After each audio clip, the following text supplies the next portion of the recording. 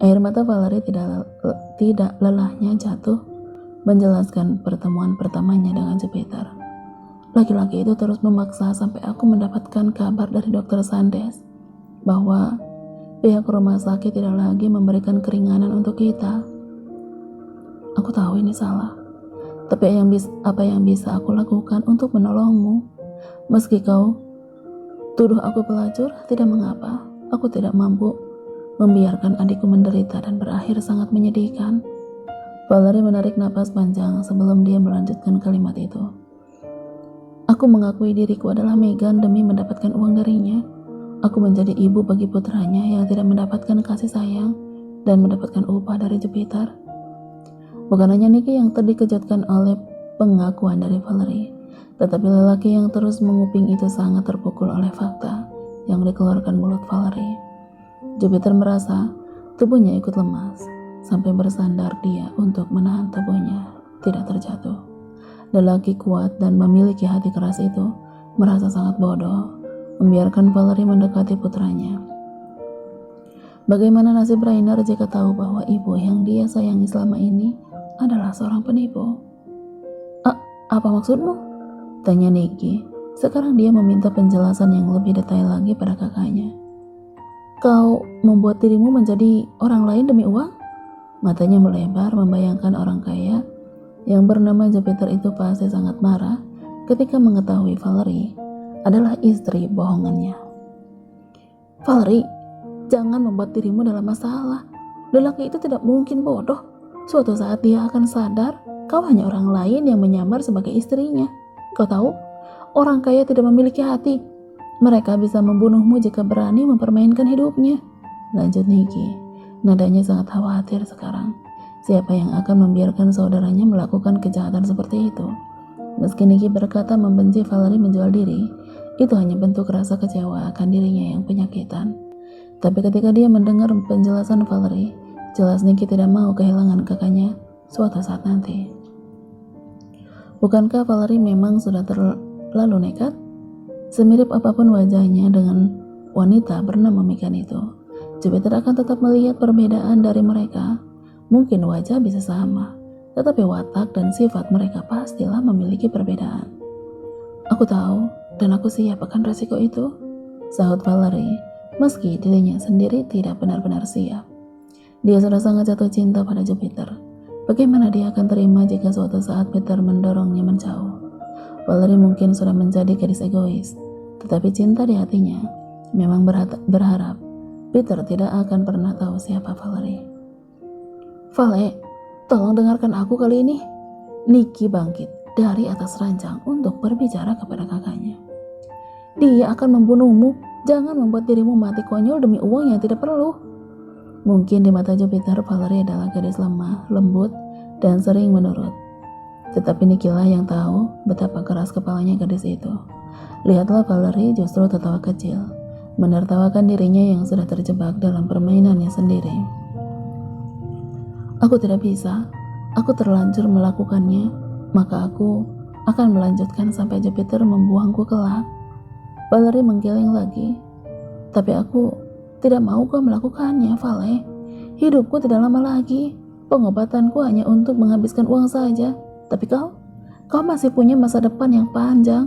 Kau bisa menikah dan berbahagia dengan laki-laki yang tepat, bukan menjadi istri bohongan seperti sekarang. Ya Tuhan, Nicky tidak mengerti kenapa dia diberikan kakak yang sangat keras kepala. Meski Nicky sangat bersyukur memiliki kakak seperti Valerie.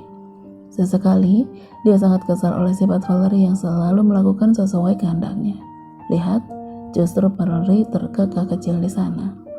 Jangan mengkhawatirkan aku, Nick. Lagian di rumah itu ada Rainer, anak berusia 8 tahun yang sekarang menjadi putraku. Rainer sangat menyayangiku, seperti aku memang ibu kandungnya yang lari. Meski Jupiter akhirnya tahu aku hanya istri bohongan, dia pasti mempertimbangkan tentang Rainer. Tidak mungkin Jupiter membunuhku dan membuat putranya tidak memiliki ibu lagi. Valerie berkata sembari memaksa senyum, tapi hatinya sangat ironis di dalam sana. Benarkah Peter akan mempertimbangkan itu? Dan sungguh, Valerie tidak berniat membuat Rainer menjadi tamengnya. Dia hanya ingin meyakinkan Nikki bahwa semuanya akan baik-baik saja, meski sejujurnya itu tidak mungkin bisa terjadi. Kini Valerie menatap Nikki lekat. Karena kau sudah tahu konsekuensi dari kehidupan yang kuambil, maka tolong jangan menjadi keras kepala. Kau harus sembuh, akan selalu ada harapan untuk itu. Dia letakkan dua tangannya di atas pundak Nikki dan melanjutkan kalimatnya. Jangan sia-siakan pengorbanan ke kamu, oke? Bukan hanya menipu, bahkan yang lebih buruk sekalipun akan aku lakukan, asal kau tetap hidup. Dia peluk tubuh ringkih adiknya untuk mencurahkan cinta yang begitu dalam. Mungkin Vale hanya ingin menghibur dirinya dan Nikki, tapi siapa yang menyangka Jupiter sangat terluka di luar sana. Kalimat yang dikatakan gadis itu seakan menekankan bahwa Jupiter adalah orang bodoh. Dia berkata Peter akan mempertimbangkan tentang Rainer. Benar, Jupiter baru saja memikirkan tentang Rainer, tetapi dia sangat tidak menyangka bahwa Valerie sudah lebih dulu berpikir jauh ke sana. Gadis itu secara tidak langsung sudah mengatakan dia mempermainkan hidup Jupiter juga putra yang sangat dia sayangi. Bukankah Valerie sangat licik? Tidak cukup hanya menipu semua orang, bahkan dia menginginkan kehidupan mewah itu terus berlangsung selamanya. Tidak tahan meredam amarah di dadanya, Jupiter meninggalkan pintu yang sejak tadi dia tatapi.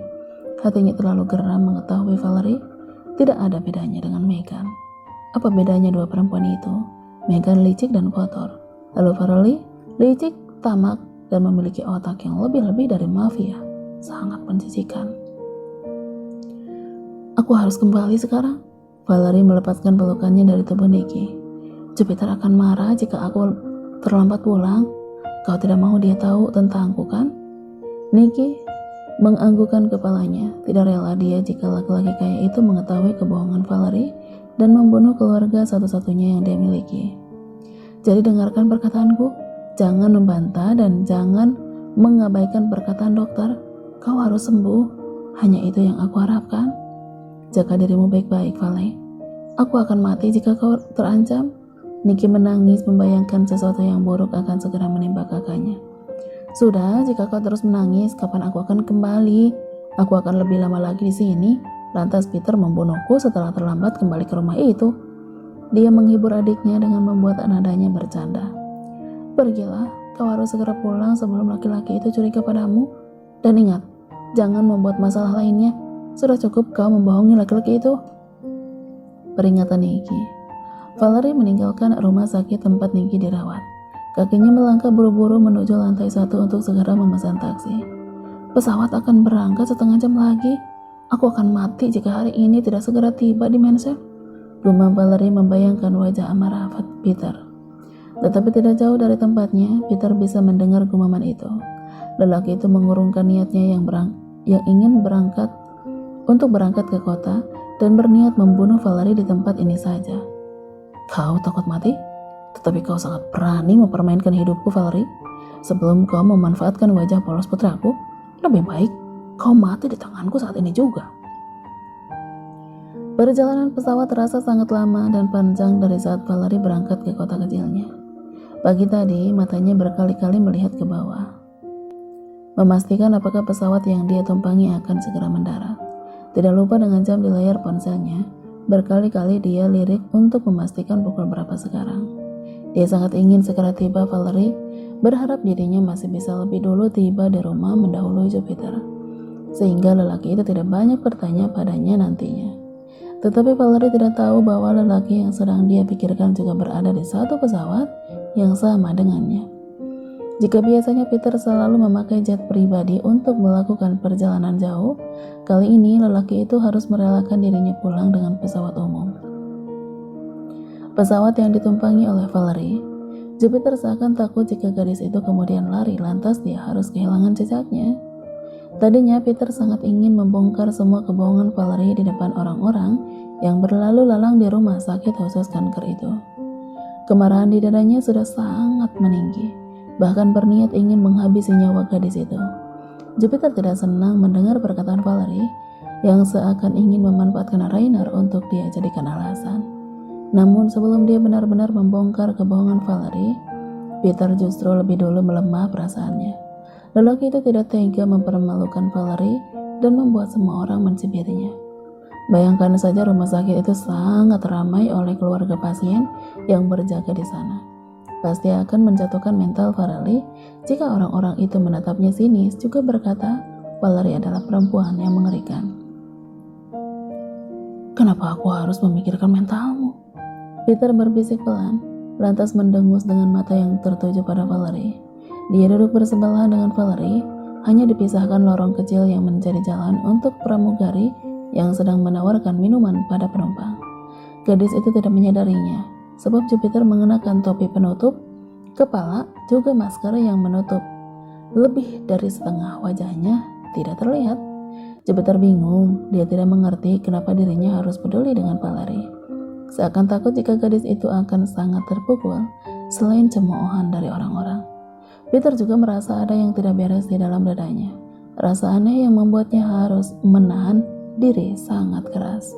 Ya, rasa aneh, sebab Peter tidak bisa mengerti dengan hatinya sendiri. Di sisi lain, dia sangat marah oleh keberanian Valerie mempermainkan hidupnya, tetapi di lain sisi, entah apa yang membuat dia seakan lega mengetahui Valerie dan Megan bukan orang yang sama. Tapi apakah mungkin bisa seperti itu? Meski Jupiter sudah mendengar pembicaraan Vale dan adiknya, lelaki itu belum sepenuhnya bisa percaya. Bahkan tai lalat yang Valerie miliki sama persis dengan milik Megan dan berada di tempat yang sama pula. Ini gila. Apakah mungkin Valerie dan adiknya berbohong? Mungkinkah Valerie sudah mengetahui bahwa Peter mengikutinya lantas membuat sandiwara? Sungguh pikiran Jupiter sangat rusak dibuatnya. Kini Jupiter sudah duduk di dalam mobil yang akan membawanya kembali ke Mansion. Sengaja dia tidak mengajak Valerie pulang bersama, tetapi menempatkan seseorang untuk mengawasi gadis itu sehingga tiba di rumah. Jupiter tidak akan melepaskan Valerie barang satu detik pun dari pengawasan. Jika wajah dan tanda bisa sama persis, akan selalu ada perbedaan di tempat lain? Jupiter bergumam, mengingat-ingat apa yang menjadi perbedaan antara Valerie dan Megan. Dia sangat mirip, kecuali sifatnya. Gumamnya lagi. Lampu-lampu di jalanan sudah menyala, memamerkan keindahannya masing-masing. Malam yang cerah dengan bintang-bintang di langit itu sangat indah di tatap mata. Tapi hati Jupiter sangat tersiksa oleh semua pertanyaan di benaknya. Dia perawan. Punggung Jupiter terangkat dari sandaran. Pertanyaan yang baru saja melintas di pikirannya itu seperti sebuah jawaban untuk Peter. Ya, dia ingat jelas bagaimana malam yang mereka lalui. Valerie sangat kesakitan. Hanya saja berpura-pura kuat menahan rasa sakit itu pada bagian miliknya. Dan balasan yang diberikan Valerie padanya pun terasa sangat berbeda dengan Megan. Valerie tampak masih sangat amatir dan cenderung tidak tahu cara memuaskan hasratnya sendiri. Sifat mungkin bisa berubah, watak dan cara berbicara seseorang juga bisa saja diatur sedemikian rupa. Tetapi pengalaman dirancang tentunya sulit dikontrol bagi seorang gadis yang lama tidak mendapat pelayan. Jupiter semakin yakin bahwa Valerie dan Megan memanglah bukan orang yang sama. Ketika dia mengingat Valerie sangat berusaha menyembunyikan alas kasur di tengah malam, jika bukan untuk menyembunyikan nada kesuciannya, lantas apa alasan Valerie? Aku harus memastikannya sendiri. Peter keluar terburu-buru dari dalam mobil dan langsung menuju pelayan laundry untuk menanyakan hal sensitif itu. Dia temui pelayan yang bertugas untuk mempertanyakan siapa yang membereskan kamarnya pagi itu. Tetapi tidak satupun dari mereka yang mengaku mengambil kain yang Jupiter cari. Maaf tuan, kami tidak melihat kain penutup ranjang di sana. Itu sudah tidak mengenakan alas saat kami menggantikannya dengan yang baru, sahut si pelayan. Itu sudah jelas. Valerie pasti sengaja menyembunyikan kain itu agar Peter tidak curiga padanya. Gadis itu tidak ingin Jupiter tahu bahwa gadis yang dia tiduri ternyata bukanlah Megan. Dia bergerak menuju kamarnya untuk menemukan bukti yang akan menunjukkan noda kesucian milik sang gadis. Sehingga dia tiba di kamar tidur mereka, Peter harus mengurungkan niatnya saat melihat Valerie yang sudah tiba di rumah. Gadis itu tengah mengganti pakaiannya dengan yang baru, dan tampaknya Valerie juga sudah selesai mandi. Rencana Jupiter harus tertahan untuk malam ini, agar Valerie tidak mencurigai dirinya. Kabar pulang? Tanya Jupiter. Nada yang dia pikir akan meninggi justru terdengar lembut. Mata pun bersahabat menatap gadis yang sedikit tersentak membelakanginya. Hai, Valerie memutar tubuh.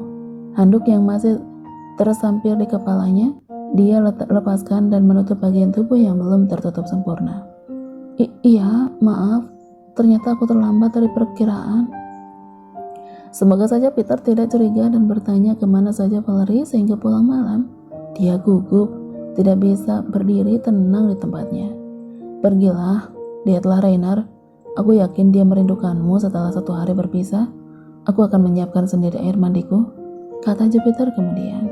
Dia lepaskan jas dari tubuhnya dan meninggalkan Valerie di kamar. Apa yang bisa Jupiter lakukan? Dia bahkan tidak mampu meninggikan suaranya di depan gadis itu. Tetapi pertanyaan di kepalanya pun terus menggebu-gebu meminta dikeluarkan. Sedangkan Valerie, begitu lelaki itu menghilang dari pandangannya, Valerie kembali mengenakan pakaian yang tertunda. Dia sungguh melupakan kenyataan demi Valerie bisa tetap merasa nyaman. Jupiter mungkin sudah menjadi bodoh, sebab dia membiarkan seorang penipu tinggal di dalam rumah bahkan kamarnya. Ada apa dengan Peter? Apakah mungkin kedatangan Valerie ke rumah ini sudah mencuci otaknya? Sedangkan jelas dia tahu, gadis itu bukanlah istri yang pernah dia nikahi di masa lalu. Jika Rainer tahu itu bukan ibunya, bagaimana Peter akan menjelaskan segalanya? Anak itu masih terlalu labil dan bisa menerima kedatangan ibunya. Bukankah sangat menyakitkan Rainer mendapat kasih sayang kebohongan dari Valerie? Tetapi tetaplah, Valerie sangat mirip dengan ibunya. Bagaimana jika dia ikut bersandiwara membohongi Rainer? Demi Tuhan, itu adalah kesalahan yang tidak akan pernah Rainer lupakan seumur hidupnya.